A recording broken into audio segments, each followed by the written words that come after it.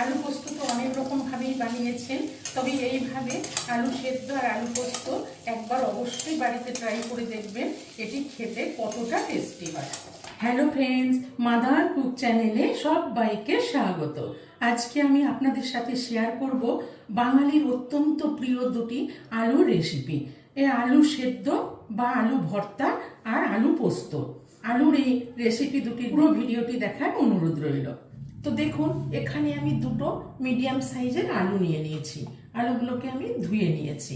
আলু ভর্তার জন্য আলু দুটোকে আমি হাফ করে কেটে নিলাম, যাতে সেদ্ধ করতে সুবিধা হয়।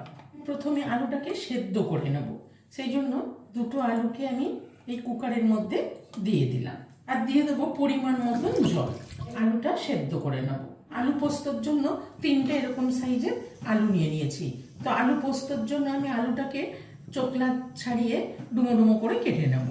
আলু পোস্ত, আলুটা কেটে নিলাম। এবার আমি পোস্তটা ঘুরিয়ে নেব। আলু কাটাটাকে সরিয়ে নিয়ে এখানে একটা মিক্সির জার নিয়ে নিলাম। মিক্সির জারের মধ্যে এখানে নিয়ে নিয়েছি 3 টেবিল চামচ পোস্ত। এই পোস্তটা দিয়ে দিলাম। আর নিয়ে নিয়েছি 4টে কাঁচা লঙ্কা। এই কাঁচা লঙ্কা 4টে আমি একটু ফাটিয়ে এর মধ্যে দিয়ে দেবো। তবে ঝালটা আপনারা আপনাদের প্রয়োজন মতন দিয়ে দেবেন।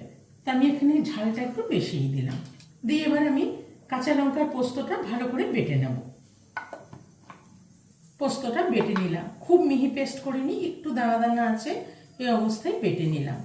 এবার গ্যাসে একটা কড়াই চাপিয়ে দিয়েছি। এখানে 2 চামচ মতো সর্ষের তেল দিয়ে দিলাম। তেলটাকে গরম করে নিয়েছি। এবার এখানে একটা ছোট পেঁয়াজ আমি একটু স্লাইস করে ঝিরিঝিরি করে কেটে রেখেছি। এই পেঁয়াজটাকে আমি একটু বেরেস্তা করে ভেজে নেব। পেঁয়াজটা লাল করে ভেজে নিলাম। এবার এই পেঁয়াজ বেরেস্তাটাকে উঠিয়ে নেব। আলু সেদ্ধটা মাখার জন্য এখানে আমি মোট 2 চামচ তেল নিয়ে নিয়েছি। তেলটা গরম করে নিয়েছি। আর এখানে নিয়ে নিয়েছি 3টে শুকনো লঙ্কা। এই শুকনো লঙ্কাগুলো একটু ছোট ছোট করে কাঁচি দিয়ে কেটে তেলের মধ্যে দিয়ে দেবো। আপনারা চাইলে গোটাও ভেজে নিতে পারেন, তবে আমি একসাথে যেহেতু ভেজে নেব, সেই জন্য শুকনো লঙ্কাটাকে একটু ছোট ছোট করে কেটে দিয়ে দিলাম। আমি একটু ঝালটা বেশিই দিচ্ছি স্পাইসি করার জন্য, আপনারা ঝালটা কম বেশি করে নেবেন। তো শুকনো লঙ্কাটা ভেজে নিলাম। এবার এখানে নিয়েছি একটা ছোট কাঁচা লঙ্কা কুচনো। এই কাঁচা লঙ্কা কুচনোটাও দিয়ে দিলাম। আর নিয়ে নিয়েছি এখানে একটা মিডিয়াম সাইজের পেঁয়াজ, এরকম করে কুচিয়ে রেখেছি। এই পেঁয়াজটা দিয়ে দিলাম। পেঁয়াজটা দিয়ে পেঁয়াজটাকে হালকা করে একটু ভেজে নিলাম। এবার এখানে আমি একটা মিডিয়াম সাইজের টমেটো এরকম ছোট ছোট চৌকো করে কেটে রেখেছি, এই টমেটোটা দিয়ে দিলাম। দিয়ে পেঁয়াজের সাথে টমেটোটাকেও ভেজে নেব। এখানে আমি অল্প একটু লবণ দিয়ে দিলাম, যাতে টমেটোটা তাড়াতাড়ি নরম হয়ে যায়।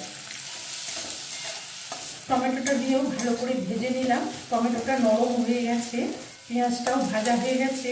এবার এখানে আমি 1 চামচ মতন পোস্ত নিয়ে নিয়েছি, এই পোস্তটা দিয়ে দেবো। পোস্তটাও দিয়ে পেঁয়াজ টমেটোর সাথে ভালো করে ভেজে নেব। আলু সেদ্ধ মাখার মশলা খুব সুন্দর করে ভেজে নিলাম। এবার আমি এই মশলাটা একটা পাত্রের মধ্যে ঢেলে নেব।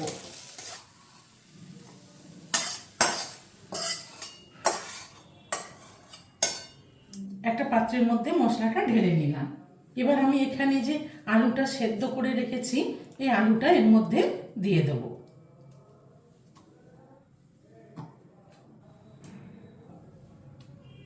4 পিস আমি দিয়ে দিলাম। তবে আলুটা আর মশলাটা আমি একটু ঠান্ডা করে নেব, তারপর আলু সেদ্ধটা মেখে নেব।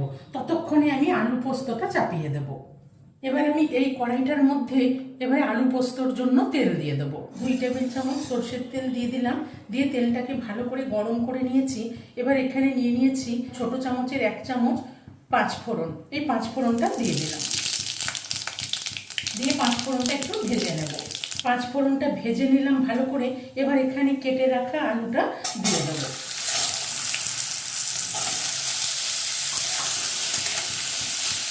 এবার এখানে দিয়ে দেবো পরিমাণ মতন লবণ আর খুব সামান্য হলুদ দিয়ে দেবো।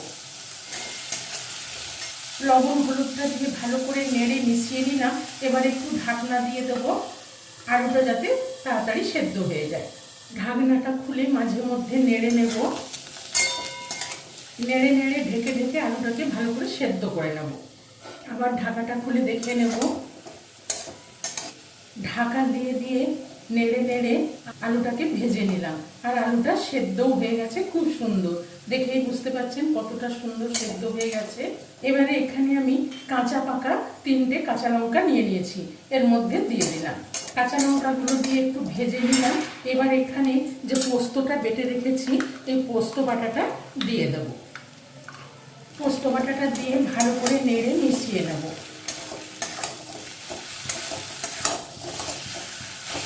পোস্ত বাটাটা দিয়ে নেড়ে মিশিয়ে একটু ভাজা ভাজা করে নেব। এবার আরেকটু নেড়ে ছেড়ে ভালো করে ভেজে নেব। এখানে আমি আলু ভাজার সময় অল্প লবণ দিয়েছিলাম, আর এবারে পোস্ত দিয়েছি। এবার স্বাদ মতো লবণ দিয়ে দেবো। স্বাদ মতো লবণ দিয়ে ভালো করে নেড়ে মিশিয়ে নেব। ভালো করে নেড়ে মিশিয়ে নিলাম। দেখুন কত সুন্দর ভাজা ভাজা ঝুরঝুরে হয়ে গেছে। এবার এখানে যে পেঁয়াজ বেরেস্তাটা ভেজে রেখেছিলাম এই পেঁয়াজ বেরেস্তাটা দিয়ে দেবো। পেঁয়াজ বেরেস্তাটা দিয়ে ভালো করে নেড়ে মিশিয়ে নেব। এই ভাজা ভাজা ঝুরঝুরে আলু পোস্ত খেতে ভীষণ টেস্টি হয়। তেল ছাড়তে শুরু করে দিয়েছে, খুব সুন্দর ঝুরঝুরে ভাজা ভাজা আলু পোস্ত রেডি হয়ে গেল। এবার গ্যাসের ফ্লেমটা অফ করে দেব। এই আলু পোস্ত রেসিপিটি ভালো লেগে থাকলে মাদার ফুড চ্যানেলটিকে লাইক, শেয়ার এবং সাবস্ক্রাইব করার অনুরোধ রইল। পাশে থাকা বেল আইকনটা প্রেস করবেন। যখনই আমি নতুন কোনো ভিডিও আপলোড করব আপনাদের কাছে নোটিফিকেশন পৌঁছে যাবে। সুস্থ থাকবেন, ভালো থাকবেন। দেখুন আলু পোস্ত একদম রেডি। কতটা লোভনীয় হয়েছে। গরম ভাত, গরম ডালের সাথে এই গরম গরম ঝুরঝুরে আলু পোস্ত খেতে ভীষণই ভালো লাগে। আলু পোস্তটা সরিয়ে নিয়ে এবার আলু সেদ্ধটা মেখে নেব। এখানে আর একটু লবণ দিয়ে দেবো, কেন আমি এই মশলাটা ভাজার সময় অল্প একটু লবণ দিয়েছিলাম, আর একটু লবণ দিয়ে দিলাম। এবার আমি সবগুলো একসাথে ভালো করে মেখে নেব।